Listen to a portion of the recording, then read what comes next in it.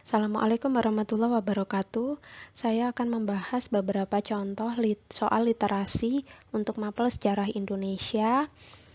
Babnya tentang bab pendudukan Jepang di Indonesia. Ini materi kelas 11 semester genap. Seperti biasa, salah satu ciri soal literasi adalah soal literasi menggunakan stimulus berupa informasi. Itu bisa berupa teks cerita atau fakta atau grafik atau gambar. Nah, kali ini soal yang sudah saya sediakan adalah informasi berupa infografis yang saya ambil dari tirto.id. Kemudian bentuk soalnya adalah bentuk soal pilihan ganda, di mana soal ini hanya ada satu jawaban yang tepat. Oke, saya bacakan soal nomor 1. Jepang memanfaatkan bidang pendidikan untuk melaksanakan program indoktrinasinya. Berikut adalah perubahan-perubahan yang dilakukan Jepang dalam bidang pendidikan di Indonesia. Kecuali A. Jepang mengadakan aturan baris berbaris untuk siswa. B. Jepang memperbolehkan siswa-siswi berbahasa Indonesia. C. Jepang mengganti nama-nama sekolah bahasa Belanda dengan nama Indonesia. D. Sistem persekolahan mulai terbuka untuk umum. E. Hanya kaum bangsawan yang diperbolehkan sekolah pada zaman pendudukan Jepang.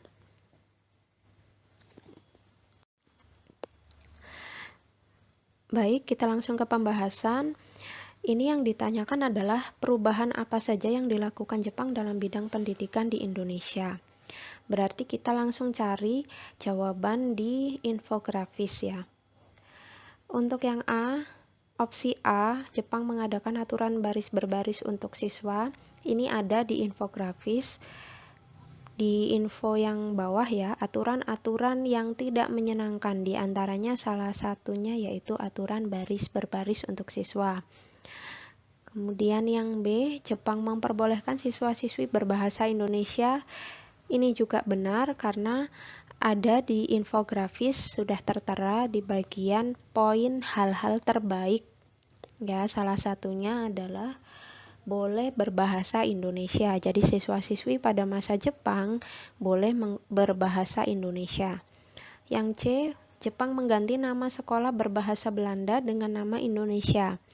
Kita langsung cari di infografis. Ini juga ada informasinya paling atas sendiri di bagian poin berganti nama. Ada HIS menjadi sekolah rakyat, MULO menjadi sekolah menengah pertama, AMS dan HBS menjadi sekolah menengah tinggi. Jadi yang C benar ya. Kemudian yang D, sistem persekolahan mulai terbuka untuk umum. Kita langsung cari di infografis ada atau tidak. Ada ya ternyata di bagian poin hal terbaik. Sistem persekolahan makin terbuka. Yang D benar. Yang E, hanya kaum bangsawan yang diperbolehkan sekolah pada zaman pendudukan Jepang. Kalau yang E ini tidak ada di infografis. Malah di infografis di bagian poin hal-hal terbaik disebutkan bahwa sistem persekolahan semakin terbuka. Kemudian hilangnya diskriminasi rasial antara anak Indonesia dan anak Belanda. Jadi sudah tidak dibeda-bedakan lagi. Nah, jawaban yang salah adalah yang E. Sehingga jawabannya E. Soal yang kedua adalah pada infografik di samping disebutkan bahwa Jepang membuat berbagai aturan baru untuk siswa, di antaranya siswa laki-laki wajib gundul, latihan baris berbaris, wajib melakukan seikere, sering melakukan kerja bakti, dan senam atau taisho. Aturan-aturan baru tersebut bertujuan untuk A. Menanamkan semangat kemiliteran kepada siswa-siswi. B. Menanamkan semangat cinta tanah air Indonesia. C. Meningkatkan kesehatan dan kebugaran siswa. D. Menciptakan mentalitas anti Belanda. E. Menciptakan kerukunan antar siswa. Nah, pembahasannya, jadi jawabannya adalah A. Menanamkan semangat kemiliteran kepada siswa-siswi.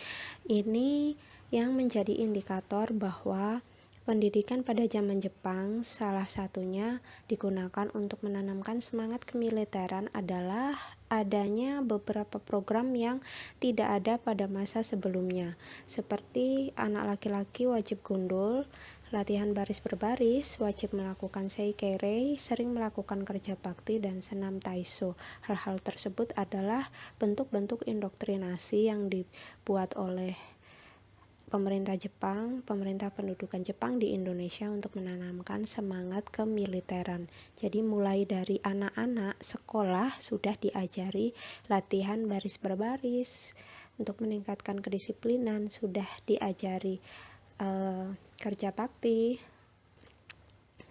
untuk menanamkan semangat kerja tim, dan diajari senam atau taisho untuk menjaga kebugaran, dan semua itu ditujukan untuk menanamkan semangat kemiliteran.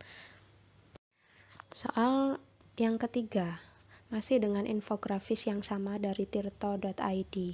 Dari infografik tersebut dapat diketahui bahwa Jepang membuat banyak perubahan pada sistem pendidikan di Indonesia.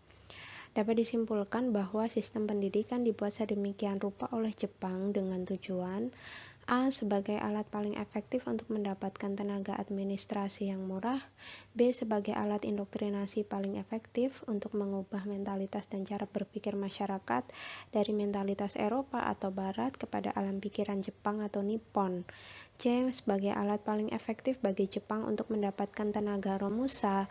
D. Menghilangkan skala bentuk diskriminasi yang sudah ada sejak zaman penjajahan Belanda, terutama dalam bidang pendidikan.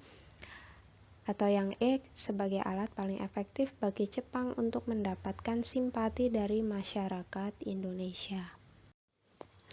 Beberapa program penyelenggaraan pendidikan pada masa Jepang yang tertera di infografik tersebut sudah menjelaskan bahwa Jepang ingin sekolah sebagai alat indoktrinasi paling efektif untuk mengubah mentalitas dan cara berpikir masyarakat dari mentalitas Eropa kepada alam pikiran Jepang atau Nippon.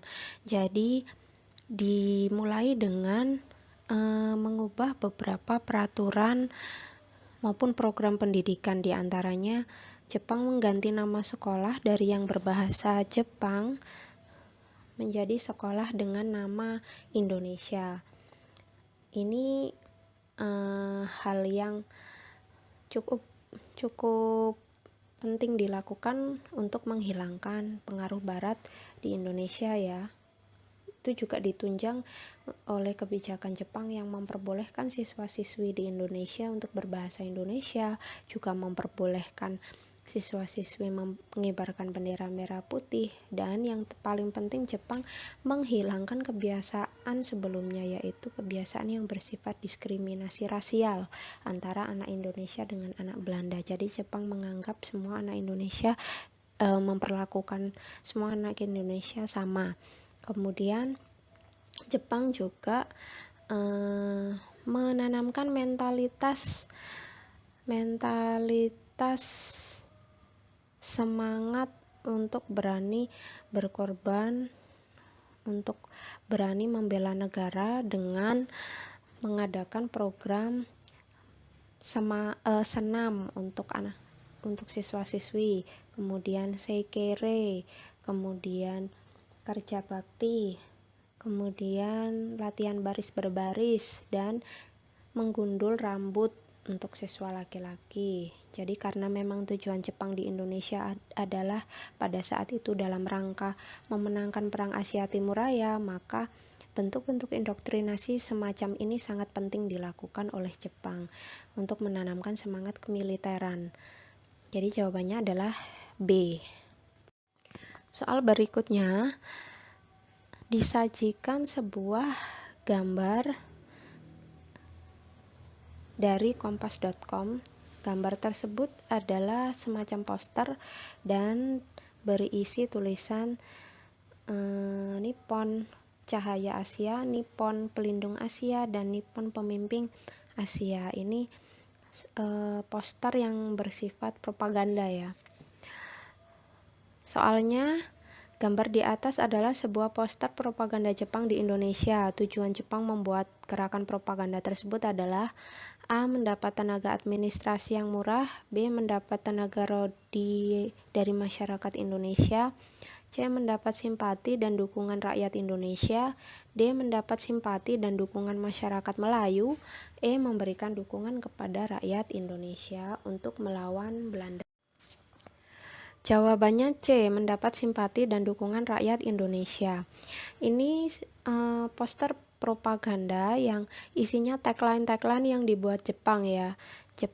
Bahwa Jepang adalah cahaya Asia, bahwa Jepang adalah pelindung Asia, bahwa Jepang adalah pemimpin Asia, dan poster tersebut dibuat untuk diketahui khalayak ramai dan disebarluaskan supaya semua orang tahu bahwa semua orang bersimpati kepada Jepang, dan semua orang atau masyarakat di Indonesia secara perlahan menyatakan dukungan kepada Jepang, karena Jepang datang ke Indonesia pada saat itu juga dalam agenda memenangkan perang Asia Timur Raya. Jadi Jepang membutuhkan banyak dukungan dari masyarakat Indonesia, sehingga dia melakukan banyak kegiatan propaganda. Salah satunya ini ya, propaganda 3A. Kalau yang A, mendapat tenaga administrasi yang murah, ini tidak ya. Jadi tidak sesuai dengan tujuan Jepang datang ke sini. Kalau yang A itu lebih cocok pada era sebelumnya, yaitu era Belanda. Kalau yang B, mendapat tenaga kerja rodi dari masyarakat Indonesia, juga kurang tepat, karena pada masa Jepang istilahnya bukan rodi tapi romusa. Kalau yang D, mendapat simpati dan dukungan masyarakat Melayu, juga tidak tepat, karena gerakan propaganda Jepang ini dilakukan tidak hanya di daerah dengan penduduk Melayu saja. Kalau yang E, memberikan dukungan kepada rakyat Indonesia untuk melawan Belanda, juga bukan ya. Jadi jawabannya C. Sekian untuk contoh soal dan pembahasan literasi sejarah Indonesia. Terima kasih. Wassalamualaikum warahmatullahi wabarakatuh.